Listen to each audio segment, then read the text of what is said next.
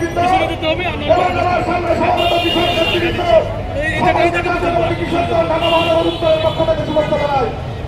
বন্ধুগণ, এই যে হত্যাকাণ্ডের প্রতিবাদে আজকে আমরা বসেছি, আমরা এই প্রতিবাদের নির্মম নির্যাতনের শিকার হয়ে 17 বছর বিভিন্নভাবে নির্যাতনের শিকার ছিল।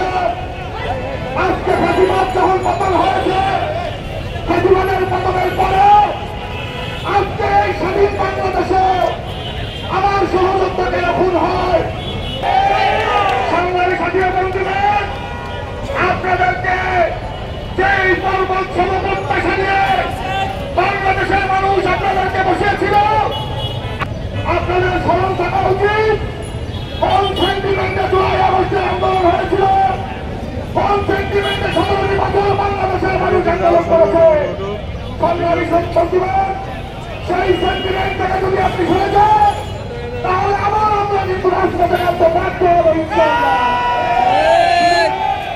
আমার ভাই শরীফুল ইসলাম হত্যাকাণ্ডে আসামিদেরকে অনতিবিলম্বে গ্রেফতার করতে হবে, আইনের আওতায় এনে তাদের শাস্তির ব্যবস্থা করতে হবে।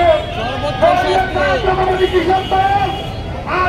জনতাকে সাথে নিয়ে এই রাজ্য সরকারকে কিন্তু ইচ্ছে না হবে ইনশাআল্লাহ। আগামী দিনে ভোট বিপ্লবের যে যুদ্ধ, সেই যুদ্ধে আমরা সকলে ঐক্যবদ্ধ থেকে বেগম খালেদা জিয়া এবং তারেক রহমানের নির্দেশে সেই কর্মসূচি আসবে, সেই কর্মসূচি আমরা কাঁধে কাঁধ রেখে হাতে হাত থেকে পালন করবো ইনশাআল্লাহ।